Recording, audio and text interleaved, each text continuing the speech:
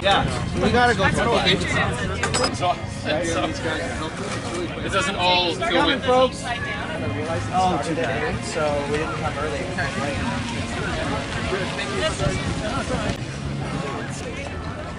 We're almost there.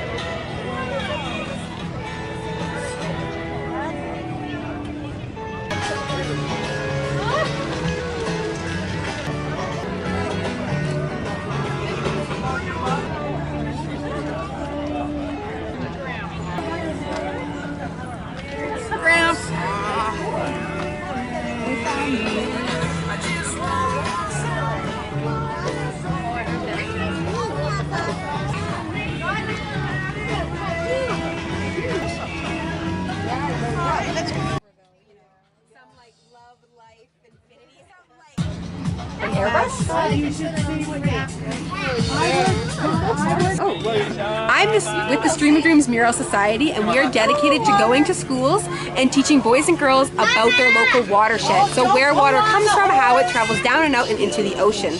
We talk a bit about conservation, we talk about sustainability, we also talk about the salmon life cycle and all the different conflicts with that right now. And then after we're done with the education portion, we go and the kids paint a fish, which you can see all around our booth. They paint a dream fish, which we install on the fence as a mural for community artwork that reminds the students of all the wonderful things they learned from us while we were in their school. Oh, my name is Coral Fraser. Stream of Dreams today, what we're doing is we're painting dream magnets for the day. So kids hear from me a little bit about their watershed, specifically about chemicals, because our message is all drains lead to fish habitat. So we talk about chemicals in the home and chemicals in the drain, down storm drains. It's kind of our big message that I've been kind of giving today. And after they hear about that, they get a dream magnet and then they get to paint them or color them here. They color them with markers and crayons. They get a blank one and then they turn it into, and they can take it home and put it on their fridge. Yeah, already cut into magnet shapes, and then they color them based on the different forms. And they put them home on their fridge. We give 2 per kid usually, and yeah, let them take them home. And that way they remember Stream of Dreams and what we're all about, which is the message, right? We want them to know that all drains lead to fish habitat.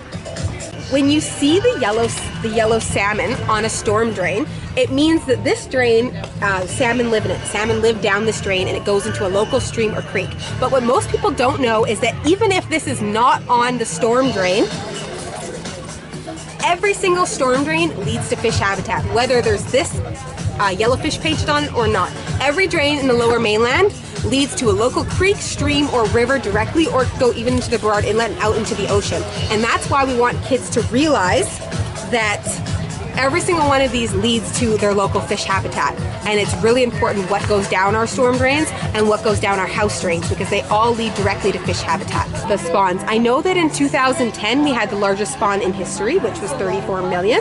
And then on average a spawn is about 4 or 6 million the years preceding that.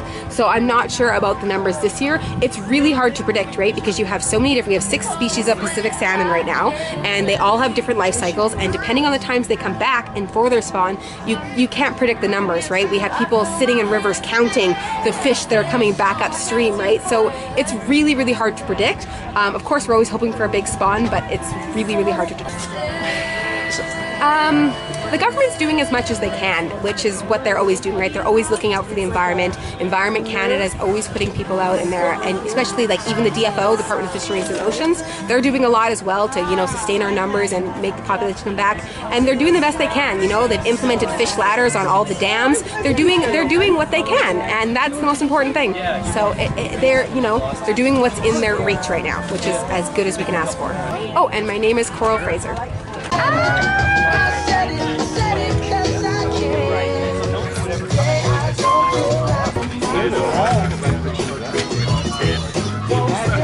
The fish festival started to support Canadian commercial fishermen in getting better value for pink salmon. Pink salmon are the most sustainable salmon species for fishing.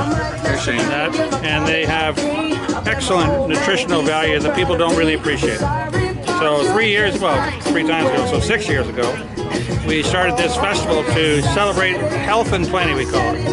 And it's really about better use of pink salmon as a fresh market, and so that the fishermen that are fishing out there can get better value for the product. Well, the sales volume has gone up a lot in the last few years, but I wouldn't say it's just the festival. It has to do with the availability of sockeye as well, but I think it's actually done something for the profile, though. Well, the habitats are overlapping, and they're not fully shared because they have different food items with different sized fish.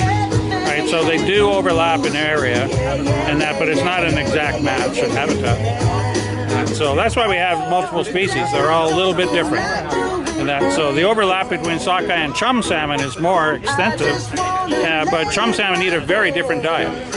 And sockeye are a little higher in the food chain, more for shrimp and that sort of thing. The fisheries in the Fraser River for sockeye and pink are very, very well managed under an international agreement. And then the fisheries offshore are managed just by the federal government, so there's lots of attention there. And then the main thing for Pacific salmon is to protect their habitat. And so these fish are mostly main stem Fraser spawners, and their habitat is pretty well protected because it's the main stem. And pretty well around Yale down to Hope. Well, it'll be further than that, Yale down to Chilliwack. So they've done a lot for these species. Some of the other species can do a little more. Steelhead, for example. You know, I think that the best job is actually done for Fraser sockeye and pink because under the joint agreement, there is a lot of attention given to these species. After that, for all the other species throughout the rest of BC, I wouldn't say they're any better than most others, but that's where a lot of the non-government organizations are pushing to improve the management. But they're certainly looked after well. You know, I don't think I have a favorite. I like pink so much because they're so easy to prepare, and pinks are sort of seasonal. They're only really fresh available for about a month, maybe about 2 months over the whole season in British Columbia. But if I have to freeze salmon to keep long term, then I prefer to have a sockeye or a Chinook that's a little bit bigger for freezing. But there's nothing that can beat pink salmon for the taste value fresh in season. Brian Riddle, I'm the executive director of the Pacific Salmon Foundation. Thank you. I tried that if you have time. You got it? No. Use one. I hope it's worked. This one, approved? Yep. Should be good. It's good. Whenever it says approved, it's good.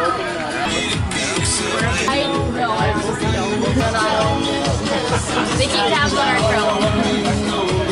Well, did you follow the Cohen Commission?